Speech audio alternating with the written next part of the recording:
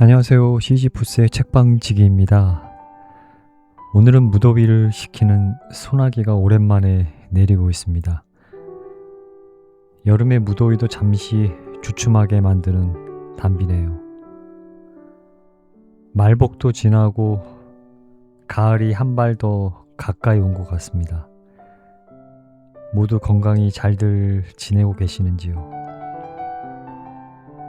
오늘은 나를 움직인 한마디 머뭇거리지 말고 시작해 라는 책을 소개해 드리려고 하는데요.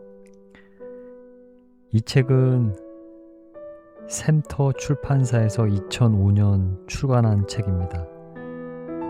사회 각계각층의 49명의 명사들이 자신의 삶을 바꾼 한마디를 들려주는 에세이집인데요. 누군가의 짧은 말이 어떻게 한 사람의 인생을 움직였는지 그 말에 얽힌 사연과 깨달음을 담고 있습니다. 이 책에 담긴 명사들의 사례는 각 명사들이 실제로 삶의 전환점이 되었다고 말하고 있는데요. 오늘은 이 중 박안서 작가님의 걸을 때는 걷는 생각만 해라 편과 한승원 변호사의 선악이 모두 나의 스승이다 편을 낭독해 드리도록 하겠습니다. 자, 그럼 저와 함께 나를 움직인 한마디를 만나러 가 보실까요? 걸을 때는 걷는 생각만 하라. 박완서. 어려서부터 넘어지길 잘했다. 넘어질 때는 온몸을 던져서 넘어지기 때문에 살갗이 까지거나 긁히는 정도가 아니라 찢어져서 피를 많이 흘리곤 했다. 요새 같으면 병원에 가서 꿰매야 할 만큼 깊은 상처 사이로 뼈가 보일 적도 있어서 그럴 때는 너무 무서워 까무러치듯이 울어서 식구들을 놀라게 했다. 지금도 그때의 흉터가 몸 곳곳에 남아있고 머리카락 속 두피에 남은 흉터는 내 눈에 잘 보이지 않는 대신 제일 먼저 거기서 흰 머리가 나더니 요새는 그 자리부터 탈모가 시작되고 있다. 집에는 늘 탈지면과 머크로크롬이 준비되어 있었다. 그때는 다들 머크로크롬을 아까진기라고 했는데 어머니는 그냥 빨간 약이라고 하면서 급할 때는 그걸 상처에 들어붓곤 했다. 피하고 빨간 약하고 섞여서 뭐가 뭔지 모르게 되면 피를 본 공포가 가라앉아 울음을 그쳤기 때문에 약을 안 아꼈던 것 같다. 어머니는 우선 울음을 멈추게 하고 나서는 걸을 때는 걷는 생각만 하는 똑같은 잔소리를 누누이 되풀이하시곤 했다. 그 말씀을 그리도 자주 들었건만 그게 무슨 뜻인지 몰랐었다. 건강한 사람이 걷는 건 숨 쉬는 것과 마찬가지로 절로 되는 것이지 내가 지금 오른발을 내놓아야지 다음에는 왼발을 내놓아야지 하고 걷는 사람이 어디 있겠는가. 몇 발자국은 그럴 수도 있겠지만 곧 잔념이 생기고 된다.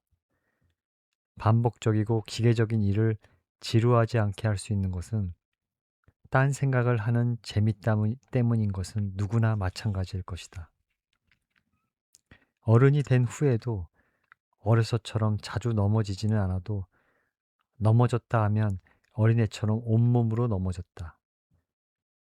남 부끄러울 정도로 심하게 넘어졌고 2층 계단 위에서 밑으로 곧장 굴러 떨어진 적도 두어 번 된다. 거의 안 넘어지게 된 것은 예순을 넘기고부터이다. 어머니 말씀을 알아듣게 되었기 때문일 것이다.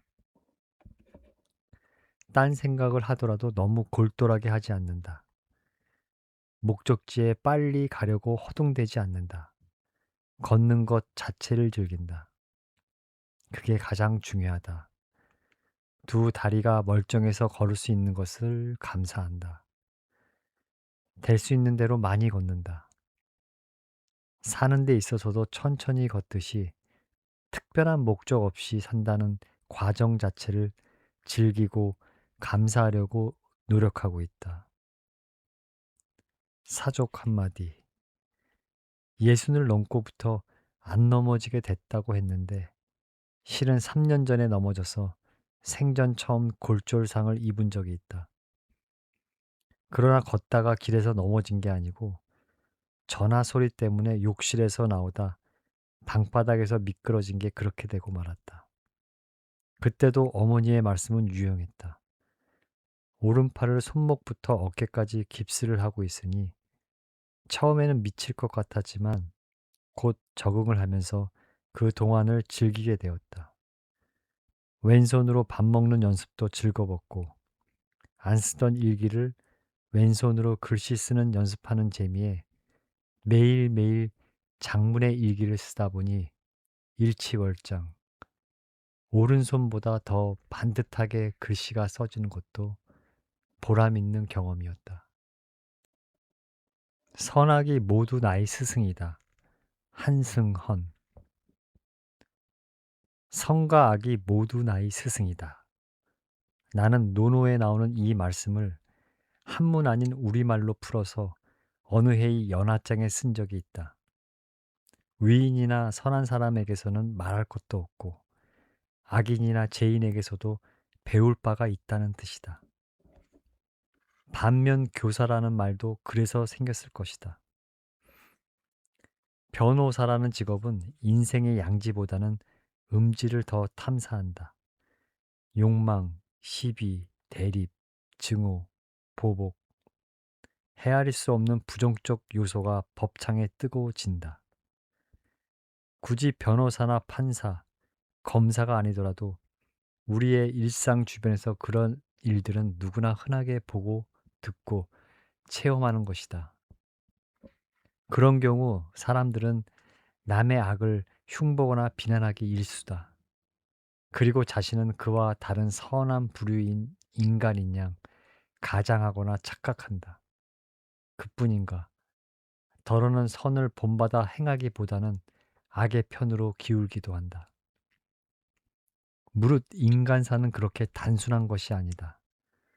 선악이나 불행을 가르는 기준 자체가 문제일 수도 있다. 사물엔 양면성도 있기 마련이다. 일반적으로 악이라고 하는 것이 정말로 악인가 하는 의문에서부터 그런 요소에 담겨 있는 어떤 의미와 교훈을 놓치지 말아야 한다. 행불행에 대해서도 마찬가지다. 아픈 사람을 보고 자신의 건강 수칙을 깨닫고 실패한 사람을 통해서 그런 전철을 밟지 않는 방법을 알게 되듯이 악의 자치에서 선으로 가는 길을 찾아내자는 말이다. 선과 악이 모두 나의 스승이라는 말씀 앞뒤에는 이런 말이 접속되어 있다. 다른 사람의 선을 보았을 때는 그것을 본받아 자기의 선으로 만들고 다른 사람에게서 본 악이 자기에게도 있거든 이를 용감하게 버려야 한다. 나의 악을 버리고 남의 선을 따르는 일이야말로 인간이 인간다운 길이 아니겠는가. 소학이 향선배학이나 율곡집에 나오는 견선필행이라는 가르침도 언뜻 보기에 당연하고 평범한 것 같지만 그 실천은 얼마나 어려운가. 하물며 세상의 저울이나 법의 눈으로 보아서 악인이나 죄인으로 낙인 찍힌 사람이 반드시 악하거나 죄를 지었다고 어떻게 단정할 수 있겠는가? 악이나 오판 또는 세계관의 차이에서 빚어지는 성과 악 또는 의와 불의의 뒤집힘까지를 생각한다면 우리 인간의 분별과 본받음에는 참으로 많은 어려움이 따른다는 것을 알 수가 있다. 그러나 일단 옳다고 판단이 되면 반드시 그를 행하는 실천력 내지 결단이 따라야 한다. 성서는 이렇게 가르치고 있다. 여러분이 선한 일에 열성을 낸다면 누가 여러분을 해치겠습니까? 그러나 만일 여러분이 옳은 일을 하다가 고난을 받는다 해도 여러분은 행복합니다. 사람들이 여러분을 협박하더라도 무서워하거나 흔들리지 마십시오. 베드로의 첫째 편지 3장 13절.